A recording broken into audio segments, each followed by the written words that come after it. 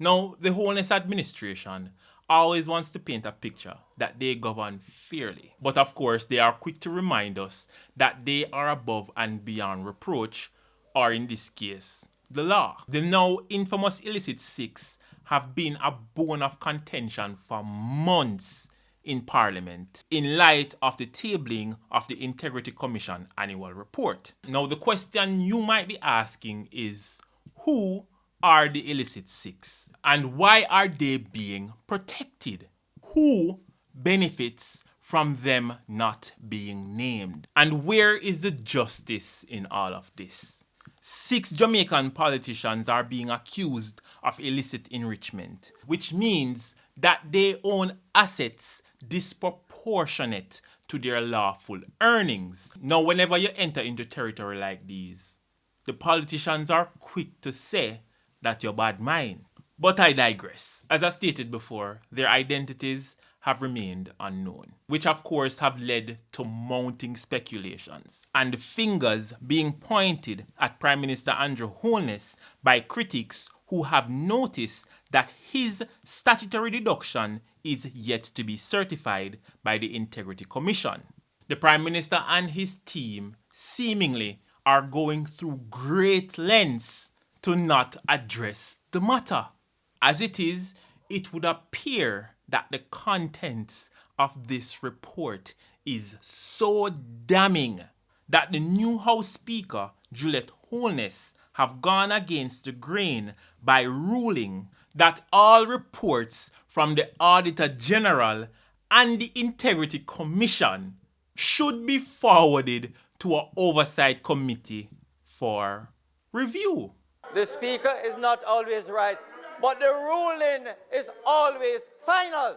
But the ruling is always final. Whether right or wrong, the ruling is always final.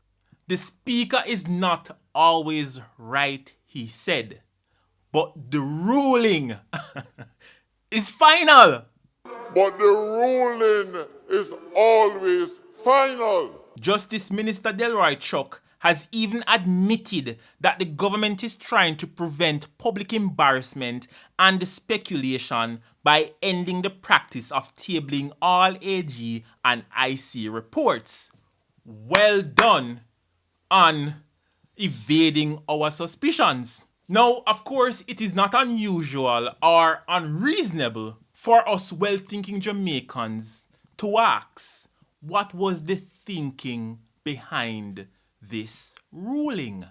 It is an opinion that was rendered on an important procedural matter affecting the governance of this country and its parliament, and we have a right as members of parliament to know the contents of that opinion. The opinions of the Attorney General are not the opinions to the opposition. If this isn't government badness, I don't know what else is. In the ruling, I said the opinion of the Parliamentary Legal Council, which considered all correspondence between the Parliament, the Attorney General, and the Auditor General, is available for your perusal. I went further to ask the Parliament to email to every member of the House the ruling and the opinion of the Parliamentary Legal Council. Attempting to manipulate or delay the report and blasting critics now really and truly yield no sort of positive results. But they don't care about this. Why not release the report? And for the proverbial chips to fall where they may. The Integrity Commission, the last time I checked, isn't in the business of destroying reputation, but to uncover truths.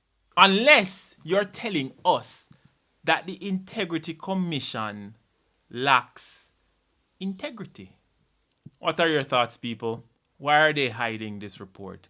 I would love to know in the comment section down below. Thanks again for watching. Don't forget to like, share, subscribe for more. Until next time. Peace.